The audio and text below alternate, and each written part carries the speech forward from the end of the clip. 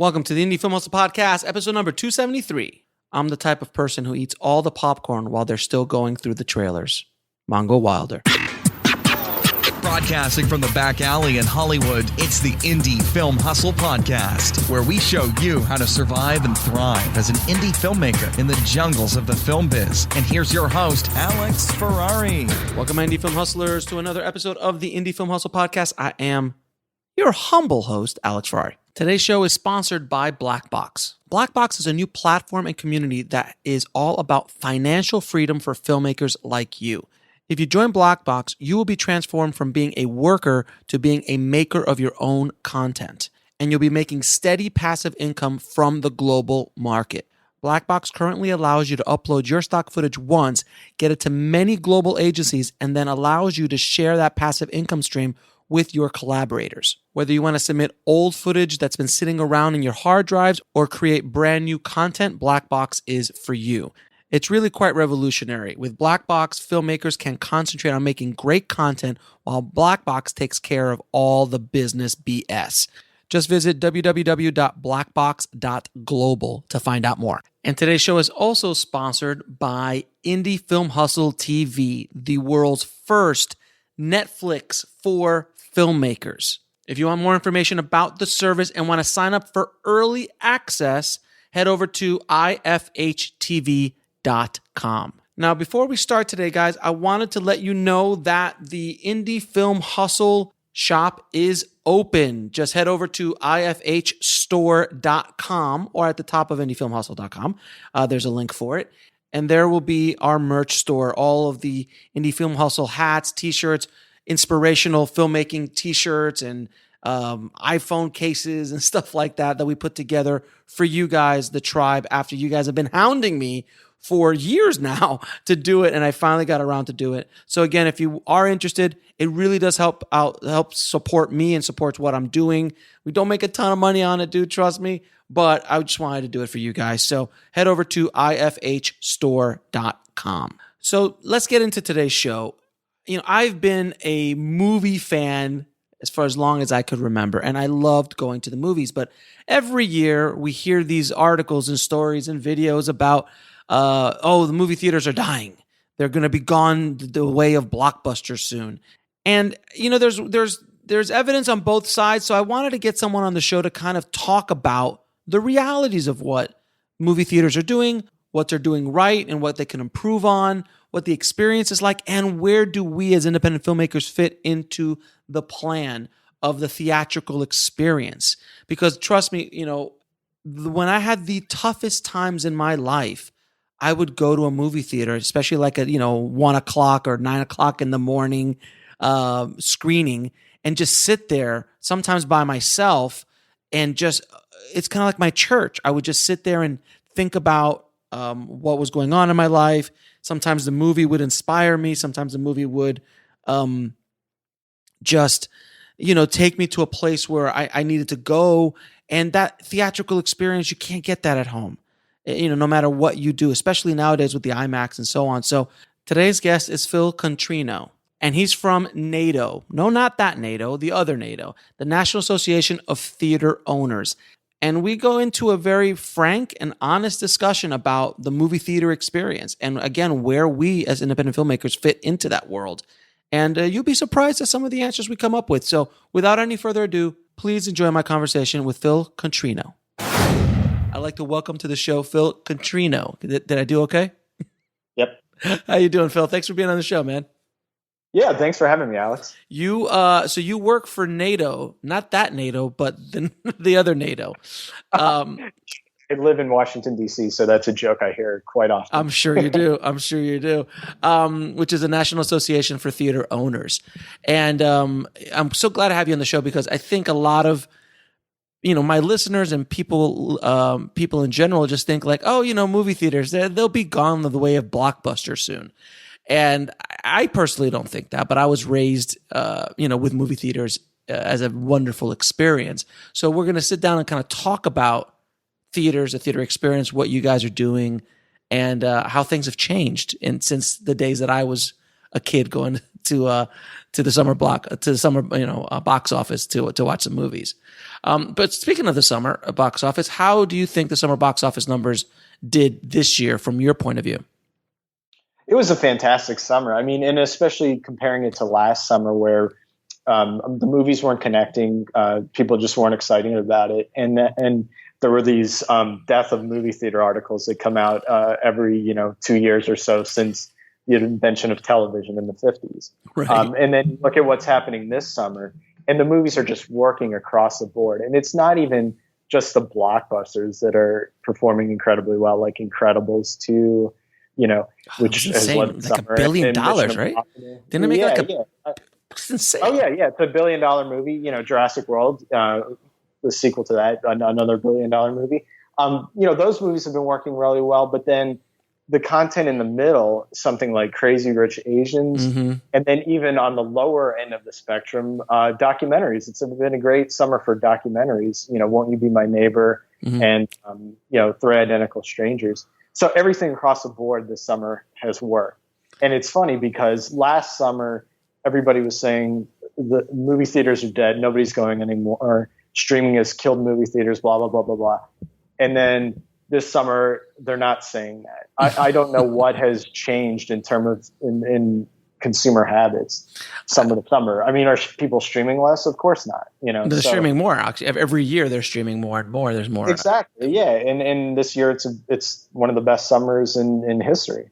So that's I guess at the end of the day, it's about good movies. I think because it is I have a family, and it does get a little pricey sometimes to go to the theater, especially if you want to take the whole family. So it's not like the olden days where you could just go and take a chance on a movie. I think nowadays people are more cautious. Like they got to hear that Rotten Tomatoes thing. They got to. The consumer is more educated, is the way I would put it, right? And you reference Rotten Tomatoes. I mean, that can make or break a movie. Easily. And is that a good thing or a bad thing? To me, it's neither, right? Because for Rotten Tomatoes, it boosts the movies that are really good and they take off in a bigger way than they ever have before. And movies that don't work, they die quicker. It's just the marketplace really kind of delivering a verdict a lot quicker than we've ever seen before. Right, exactly, and it's not the olden ways. And I think the studios are maybe learning. I'm not sure if they are or not, but they're learning that you can't just do the spectacle anymore. You need to do story. You need to do the new Mission Impossible that just came out, which was insane, and it was not only a good popcorn movie, but it was just a good movie. And the crazy. Yeah. Well. Go ahead. Yeah. Oh, sorry. Go ahead. No. Go ahead. Yeah. Yeah. I mean, looking back, even 10 years ago, 15 years ago, the studios could get away with hiding a dud. They'd get at least a weekend out of it, and that's just not the case anymore. No. And there's a lot of blame even on Rotten Tomatoes. But look, even if Rotten Tomatoes didn't exist tomorrow, there's still Facebook, there's still Twitter, there's still the internet, period, right? And people are going to find a way to tell other people what they think about the content that they're consuming. And the flip side of this is obviously there's so many movies that you can point to recently that just exploded and did way more than anybody would have ever expected. Whether it's It last September.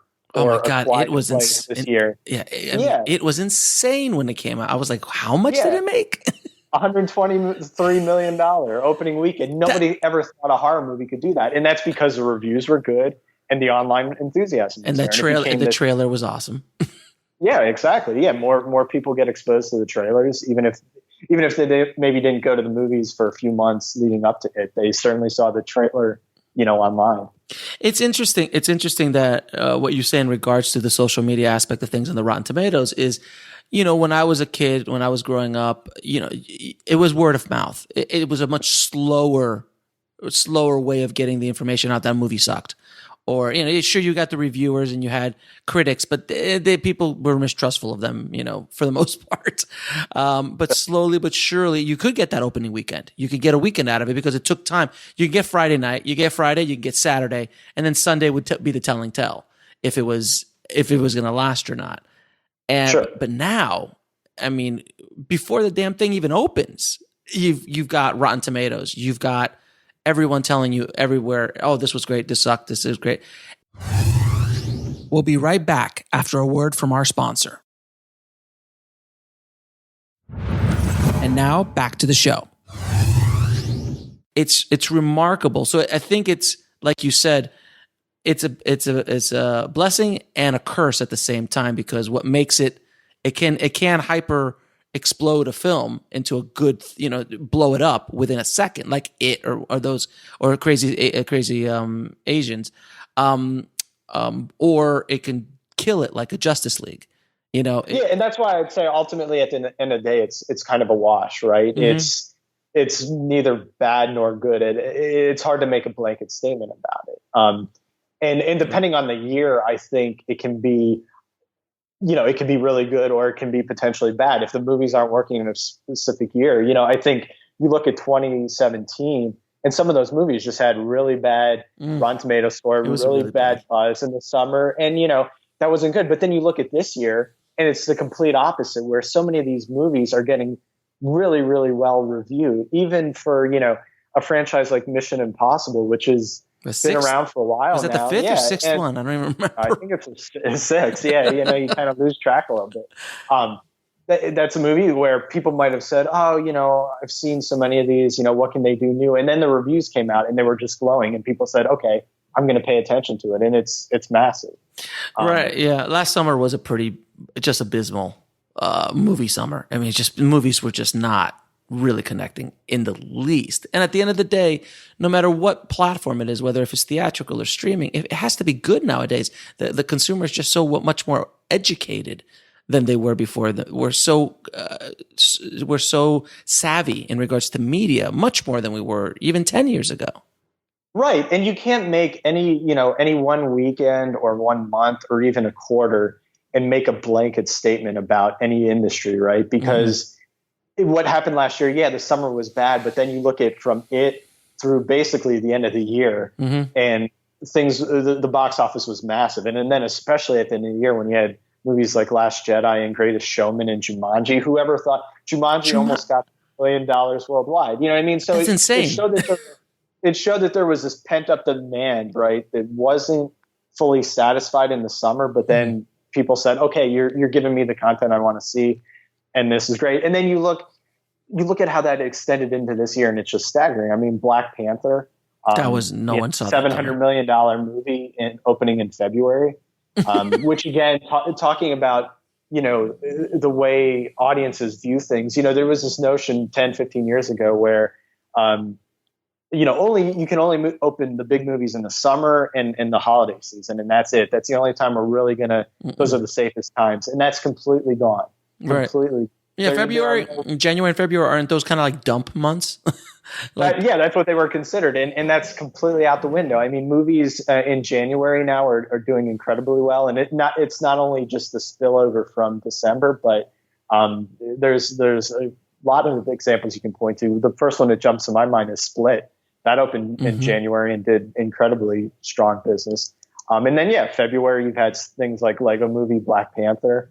March used to be not exactly a big month. And then the Hunger Games movies came along and Alice in Wonderland. The dynamics completely changed. People don't look at the calendar and say, oh, it's March, I can't go to the movies right now. I'll wait till December. Right. It doesn't really work that way anymore.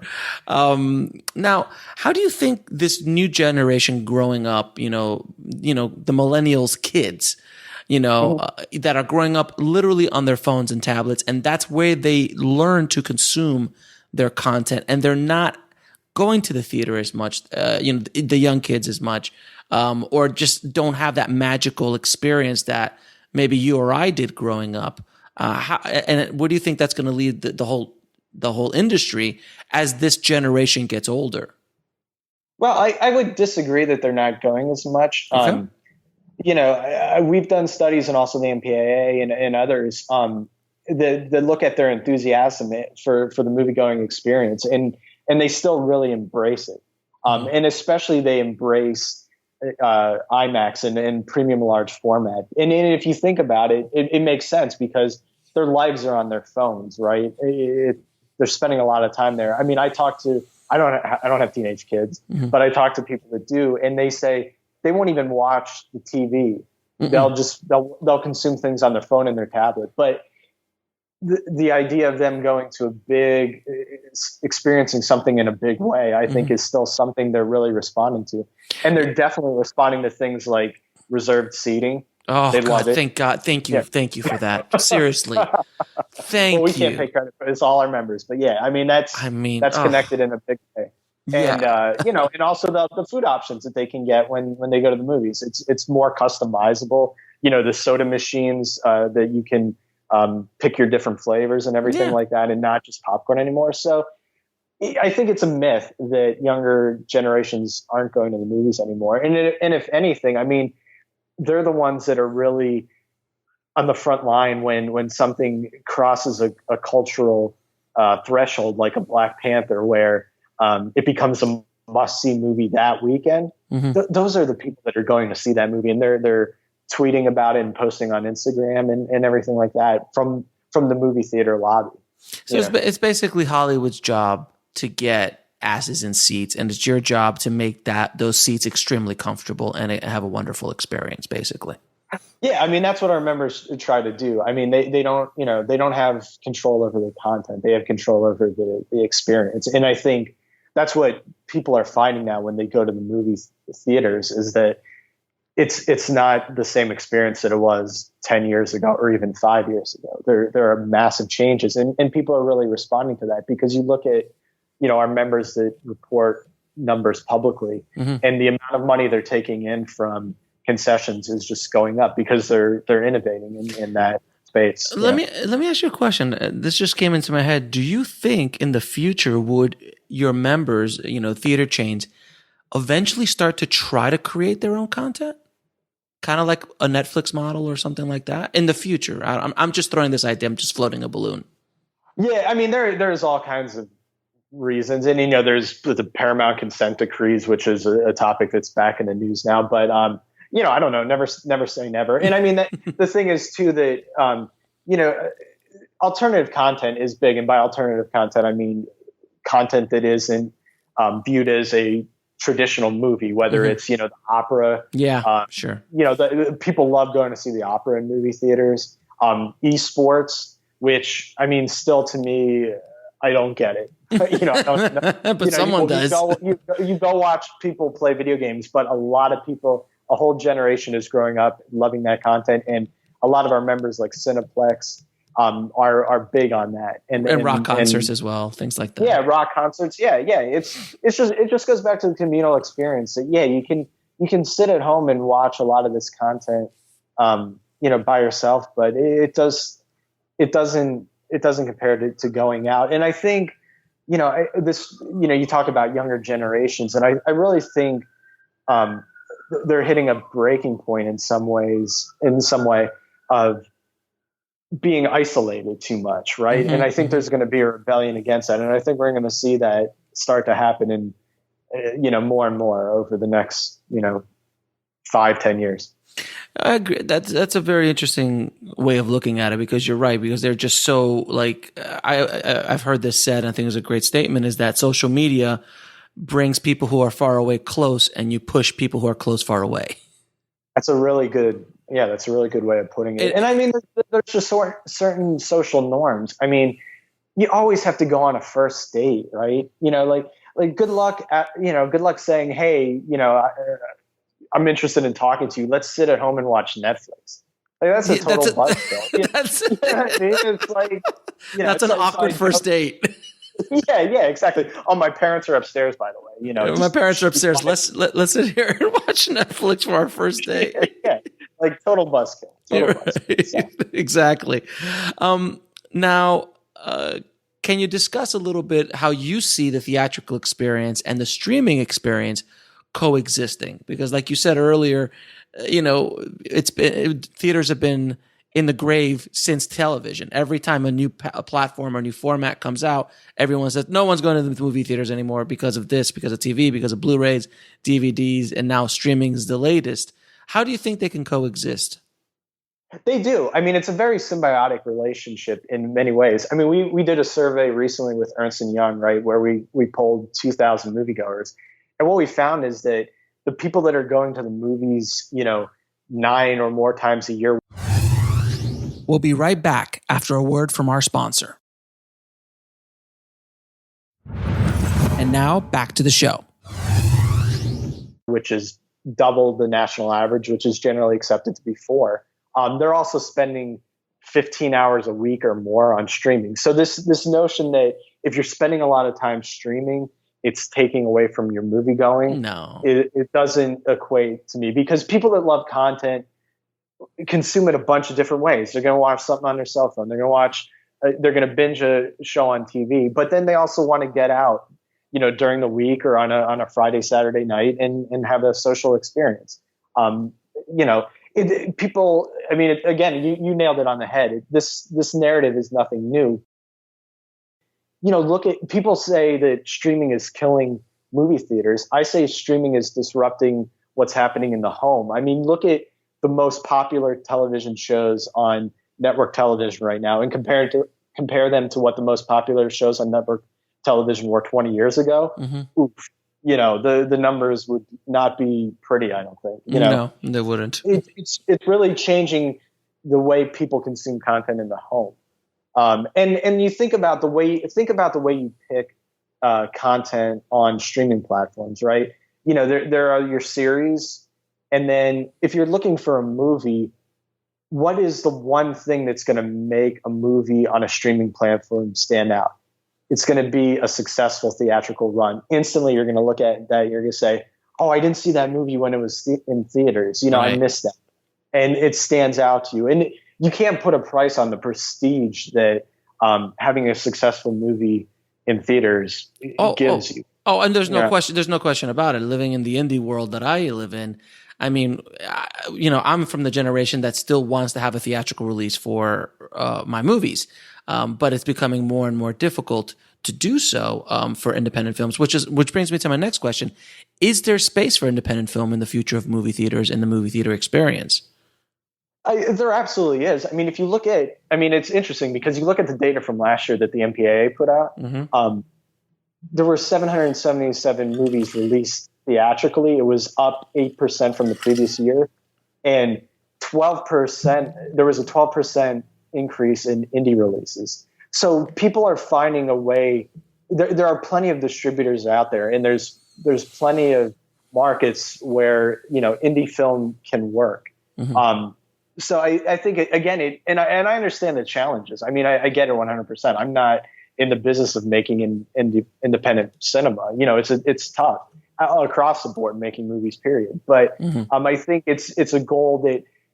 It's important not to settle for just streaming, right? Because we talk to directors all the time who say, my movie went on streaming and it just died, right? I don't feel anything from it. I don't get data about it, mm-hmm. and it's very frustrating to hear those stories. Whereas even if you have a small theatrical release and it instantly boosts the value of content. Yeah. I agree with you. Look, I have my first feature was bought by Hulu. I have no idea how it did. Yeah. I have no idea who saw it, how many people saw it, how many people downloaded it, how long it was watched. Nothing. I have no idea. Generally speaking, most people in the theater, when they sit down to watch a movie, they generally don't leave. More than likely, a higher percentage, unless hopefully. unless it's The Room. I've seen that 3 or 4 times at midnight. So it's one of my favorite films of all time. I love that movie. It's so bad. It's so great. Now, let me ask you about the kind of like an elephant in the room when it comes to theatrical, the subscription services, and how that's kind of changing the way people think that can happen, because everyone's so used to now a subscription service. Because streaming made it so popular. Now everything's a damn subscription. We have 100 subscriptions on our credit cards every month. Do you think there's a future for it? Do you think what's happened in the current marketplace has done anything to help or hurt that? And is that something that you think that will even be a thing? Well, yeah, I mean, subscription services have existed in Europe for a bit now, right? Mhm. So it's really, a lot of people are treating it like it's something new. It's not. So it was only a matter of time before it found its way over here. And for us, it's just a matter of making sure that any subscription service that's out there, we just look. We're a trade association. We don't comment on any specific one or dictate anything to do with pricing or anything like that, or we'd all go to jail. But we just want it from we look out for the industry. So we just want them to be sustainable, right? We don't want angry moviegoers. Right. And again, not going to comment on anything specifically, but that's important, right? You can't have, if people are looking for these bargains, which is what a subscription service is, you don't want them to be turned off if it doesn't work. So yeah, there's a huge amount of potential in it. And you look at, what's happening with now some of our members who are rolling them out, like AMC and Cinemark, and Alamo is experimenting in one of their markets. It's really about capitalizing on the brand loyalty that they have, and I think appealing to customers who are maybe price sensitive and are looking for a bargain. You reference having a family. I mean, I think subscription services are something that families will really respond to. Who want to go to the movies. Yeah, it's like the old dollar theaters, Yeah, which it's unfortunate that a lot of them have gone away, but that was I used to go to the dollar theater constantly because it was just the best deal ever. Like, for $1 or $2 or $3, you would get to watch, a movie in a theatrical experience. Yeah, it might be 5 weeks old, but who cares? Yeah. It was a way for the production companies or the studios to just squeeze that little bit extra juice out of it. Exactly. Yeah, just a little bit more momentum. Yeah, just a little bit more juice before we went out to DVD. Yeah, absolutely. So I think we've kind of decided that streaming is not going to kill theatrical. I don't think it will. I mean, at the end of the day, people need to get out of the house, right? And they want the experience. I think of, so many movies that have come out, this year or last year, when streaming is really on its, climb, right? It's picking up momentum and everything like that. And yet there are these huge word of mouth hits, and there are movies that have come out recently that I can't imagine having just experienced at home, right? And you look at the cultural significance of something, right? Two movies that you can point to, Black Panther and Crazy Rich Asians. You have the director of Crazy Rich Asians saying, Netflix offered us a bunch of money.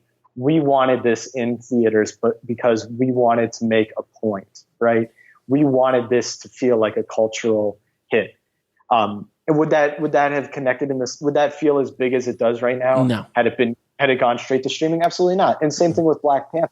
It was an important moment for African Americans and representation, and they had one of their first. I mean, people forget about Hancock, but that wasn't exactly a Blade. Don't forget Blade. Yeah, and Blade, but again, not really role models in the same way Black Panther is. Right. And it was just a huge moment for the culture. And if that had gone straight to streaming, we wouldn't have that. We would have lost something.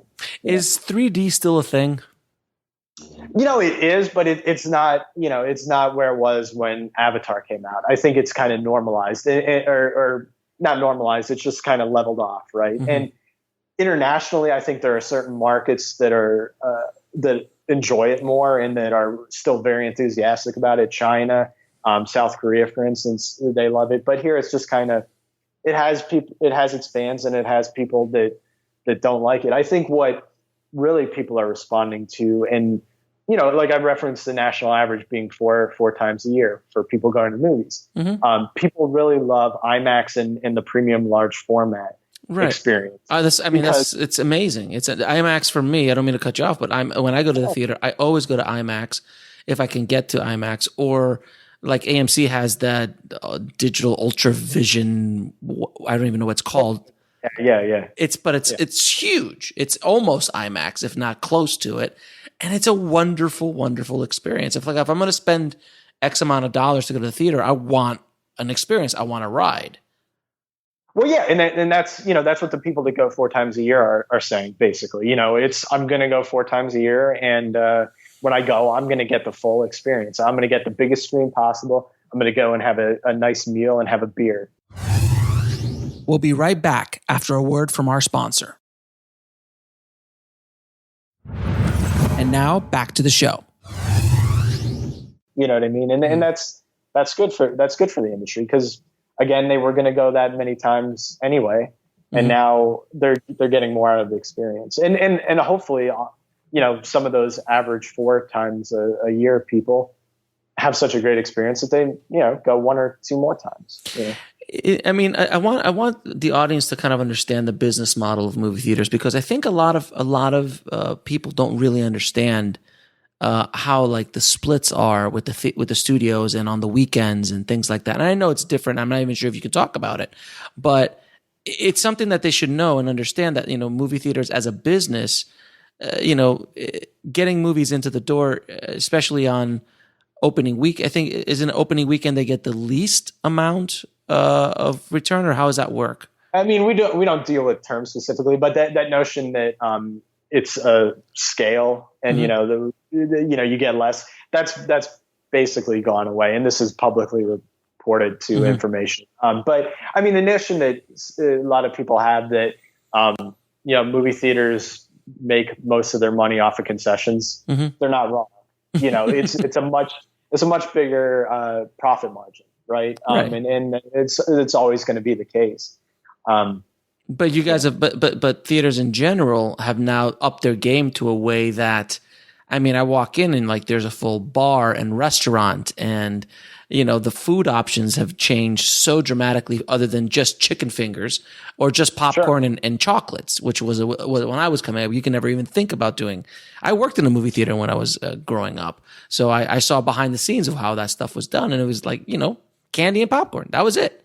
And now you're talking about gourmet foods that are coming out. It's insane. And I mean, look, the margins on them are obviously not as high as popcorn. I mean, popcorn's, you don't have to be a PhD in economics to figure out that Coke and popcorn. Yeah, exactly. But what happens there is that people feel the value is a little bit higher when you've had a meal, right? And you've paid maybe $20 for a really good meal with a beer. Right. You walk out there thinking, okay, that's what I would have spent at a restaurant. And that's why when you go to movie theaters and you get those options like a meal and a beer, they're priced very similar to what you would encounter at restaurants. And that's deliberate from a consumer satisfaction standpoint. And may I say, the seating has gotten better. People love that. I mean, people love it. And it was weird for us as an association, because, we would get all these questions all the time of, you're putting in less seats. Isn't that going to be catastrophic for the industry? And it's not. I mean, it creates, look, if you're on the fence about going to see a movie on a Friday night, and it's a popular movie, you better decide pretty quick and get your seat, right? Or else,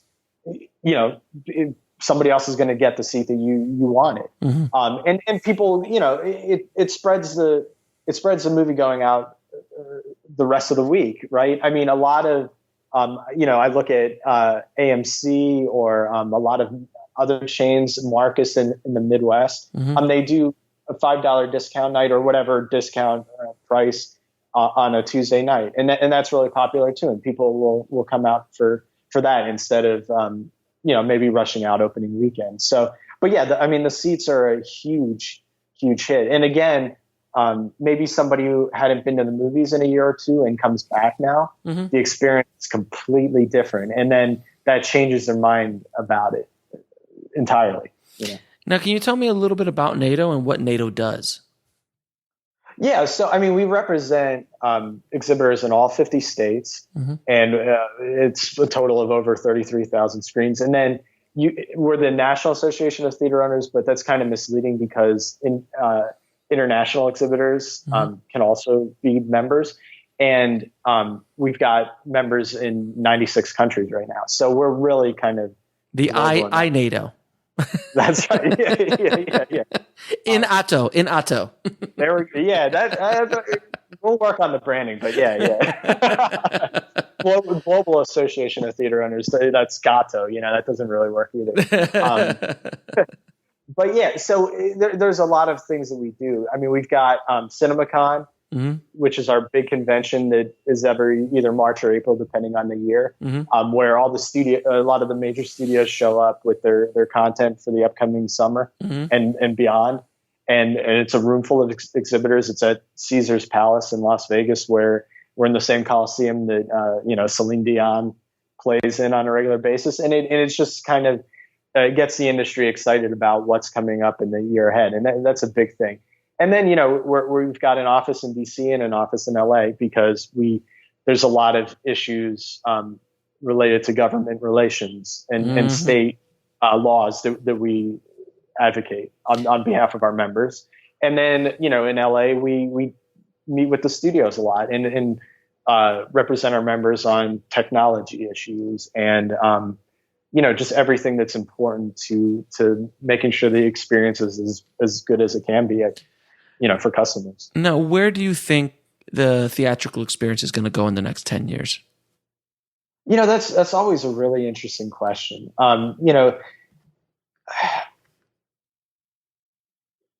Yeah, it's a tough one to answer too, because I mean, the consumer really tells you what's going to happen, right? Take 3D, for instance. When it first came out, there were some people that were really bullish on it, and they said, everything is going to be in 3D. I remember Jeffrey Katzenberg. Oh yeah, I remember people went nuts. But then the consumer said, no, pump the brakes a little bit. We want to see certain movies in 3D. We don't want to see everything in it. But I mean, in terms of, look, we're making giant leaps in terms of, as an industry as a whole, the kind of content that's being played in theaters. And I think that's a good thing. And on the studio side, they are really paying attention to the need for diversity. Moviegoers are telling them pretty clearly, we want more Black Panthers. We want more Crazy Rich Asians. We want more, we want to see ourselves on screen. We don't want to see movies all the time for 16-year-old white boys in the middle of the country. Right. It's got to diversify, and that's going to lead to a healthier marketplace. And then I think we've still only scratched the surface in terms of alternative content. I mean, as esports continues to gain momentum, movie theaters are in the perfect position to capitalize on that. And I think we'll see other different forms of alternative content pop up. I mean, we look at too closely and pay close attention to what's happening with virtual reality and its cousin, mixed reality or augmented reality, whatever you want to call it. And that's interesting too. I mean, some of our members are experimenting with putting virtual reality in their lobbies. And it'll be interesting to see where that goes. And in terms of mixed reality, like the kind of content that Magic Leap is working on. What is that exactly? Can you tell me? So it's mixed reality is, you're sitting in a living room and they've done demos that they posted online where you're sitting in your living room and C-3PO and R2-D2 pop up in your living room. And you've got the glasses on they're not as bulky as the virtual reality glasses. Mixed reality, the Magic Leap's glasses are much more compact, not quite on the level of 3D glasses, but nowhere near what the clunkiness of virtual reality glasses. So to me, that's interesting because, again, it goes back to this inherent debate about experiencing something on your own in your living room or experiencing it with a crowd, right? So for me, mixed reality, that debate comes into play. And if that's going to take off, I think there's a natural fit for it in movie theaters. It's almost the natural extension of 3D in a way. It's something that's jumping out at you and instead of a 2D image. So that's intriguing to me. It's something we'll follow, but at the end of the day, I mean, I think the interest in premium large format is going to continue to remain strong. So are we going to walk into movie theaters in 20 years and walk onto the holodeck from Star Trek? I mean, George Lucas could be, he came to our event, CinemaCon, in I think it was either 2011 or 2012. And he said, eventually you'll just all be watching you'll go to a movie theater and it'll be holograms. Would I bet against it? Absolutely not. I would never bet against George Lucas. I never bet against George Lucas, and I would never bet against any new technology until the consumer has a chance to weigh in on it. We'll be right back after a word from our sponsor. And now back to the show. Because history is full of people saying, you can look in the early days of cinema and people saying sound in movies. Who the heck is going to want to watch color? What is this? Nobody's going to ever like that. So I don't want to be one of those people who said, no, that's not going to take off. I don't want history to look at me in that way. Now, I'm going to ask you a question that I ask all my guests. What are 3 of your favorite films of all time? Oh, wow. Okay. Anything by Stanley Kubrick, and it depends on. That's my favorite guy.